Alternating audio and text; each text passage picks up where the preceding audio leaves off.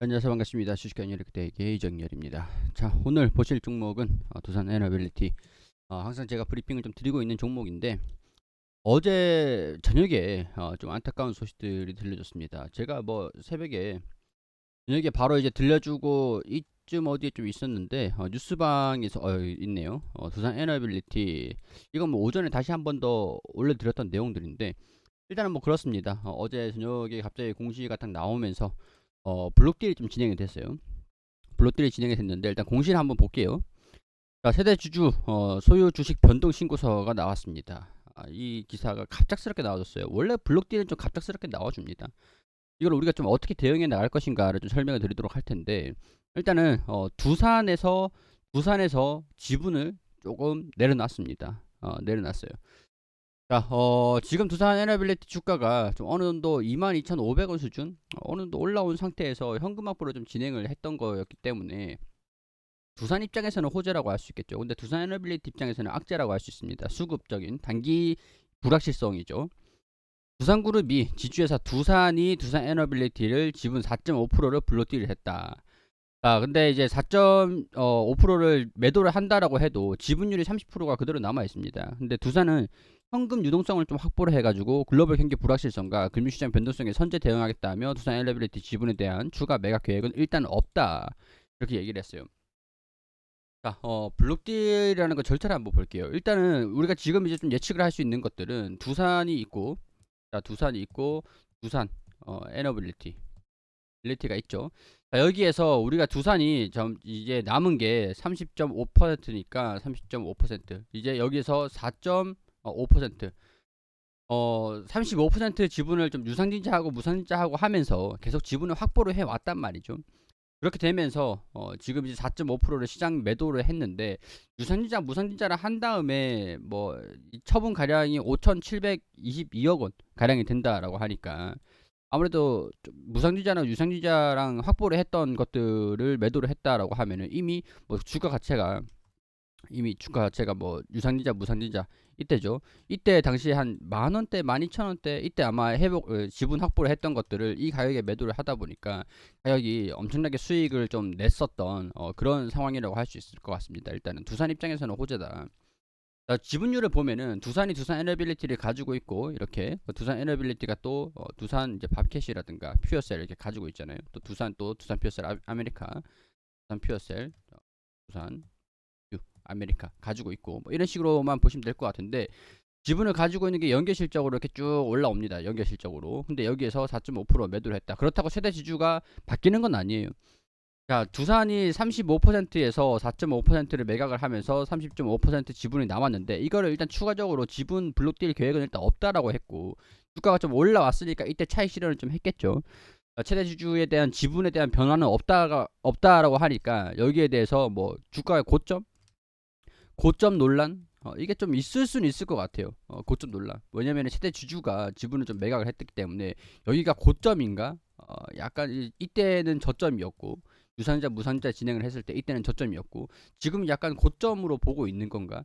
그렇게 생각을 할 수도 있고 뭐 불확실성에 선제적으로 대응하기 위해서 현금을 어느 정도 확보를 하고 사실 두산에서 에너빌리티 두산에서 투자를 한다라고 하면은 두산 에너빌리티에도 뭐 투자를 하겠지만은 두산이 또 지분을 또 확보하는 그런 목적으로다가 투자를 또 언제든지 할 수 있습니다. 근데 또 이제 이 자금을 우리 주식에서도 매도하고 매수하고 이런 식으로 하듯이 약간 그런 전략이지 싶어요. 제3자 무상증자라든가 아니면은 뭐 그냥 유상증자라든가 이런 것들 좀 진행을 또 할 가능성들의 염두를 좀 열어놔야 될 것 같은데 이건 뭐 지금 당장은 아닐 것 같고 뭐 향후 1년, 2년 원전 수주를 받으면서 부품 기자재 공급을 하기 위한 유상증자를 좀 진행을 하겠다. 뭐 이런 얘기들이 나와줄 수도 있을 것 같아요. 향후 1, 2년 내로 지분을 매각을 했던 걸 다시 확보를 하기 위한 전략으로 두산이 두산 에너빌리티를 포기를 하진 않을 것 같다라고 보기 때문에 뭐 이거는 그냥 뭐 가능성들이 있겠구나. 지금 이제 이거를 미리 걱정할 필요는 없을 것 같아요. 이것도 유상증자도 있었고 유상증자 무상증자 유상증자도 있었고 여기에 대해서 확보를 한 것들을 살짝 지분을 비중을 좀 내려놨다 이렇게까지만 보자고요. 뭐 고점이니 뭐 그런 것들의 억측을 우리가 미리 이런 것들을 예상할 필요는 없어요. 미리 이거를 뭐 앞으로의 미래에 대한 불확실성을 미리 막 걱정을 하고 막 이렇게 할 필요는 없단 말이죠. 제 생각은 그렇습니다. 고점이라고 하기에는 매출이라든가 영업이익 회복세가 좀 강합니다. 그리고 수주도 받았었죠. 수주를 받으면서 어느 정도 반영된 게 있다 보니까 이때다 싶긴 했을 것 같아요. 약간 고점이라고 보기에는 원전 산업에 대한 기대감들이 너무 이제 장기적으로 좋아질 거라고 보고 있는 상황들이니까 고점이라는 판단은 좀 하긴 어렵지 않을까. 좀 조심스럽지만 약간 이제 이때다 싶어서 매도를 한 건 있겠지만은 뭐 30.5%를 그대로 가지고 있다 보니까 이거는 뭐 고점이다라고 보기에는 좀 어려울 것 같다라는 것들이 있고, 일단 블록딜에 대해서 우리가 간단하게 좀 알아보는 것들은 블록딜은 주주가 가지고 있는 지분 일정 부분을 시장에다가 매도를 하는 걸 블록딜이라고 합니다. 매도를 하는 거. 자, 이 블록딜 최대 주주가 매도를 하는 거니까 시장 가격으로 뭐 할인율을 넣어서 지금 가격에 할인율을 넣어서 매도를 하는 거예요. 이 가격이라고 해도 할인율 뭐 8%라든가 뭐 어느 정도 6%라든가 할인율을 넣어서 이제 시장 가격 대비 낮게 이렇게 매도를 하는 겁니다. 그렇기 때문에 주가 충격은 어느 정도 있었습니다. 근데 이런 것들은 블록딜이 앞으로 또 추가적인 계획이 있다라고 얘기를 한 거는 아니기 때문에 블록딜이 이제 없을 거다. 이렇게 1, 2년 내로는 없을 가능성들이 높다. 주가가 계속 올라가면은 뭐 여기서 이제 매도를 할 가능성들이 있겠지만 지금 당장에는 없다라고 보시는 게 좋을 것 같아요. 그렇게 되면은 단기 수급 불확실성이라고 할 수 있겠죠. 불확실성. 단기적으로 수급, 블록딜, 얘네들이 지분을 매도를 한 거기 때문에 주식 수를 시장에다가 팔아버린 거예요. 우리가 주식을 팔듯이 얘네도 똑같습니다. 그 때문에 단기적인 수급 불확실성이었고, 이거는 이제 반영이 되면서 마무리가 되는지를 확인하는 게 중요하다. 이렇게 정리를 좀 할 수 있을 것 같습니다. 그렇게 되면은 거래량들이 동반이 되면서 지금 이 구간 방향성들을 결정을 하는 건 좀 봐야 될 것 같아요. 블록딜이라든가 이건 뭐 다른 악재가 있어서 떨어진 게 아니고 수급적인 부분에서 매도 물량들이 좀 나왔다 보니까 이걸 소화하는 과정 중에서 조정을 받았습니다.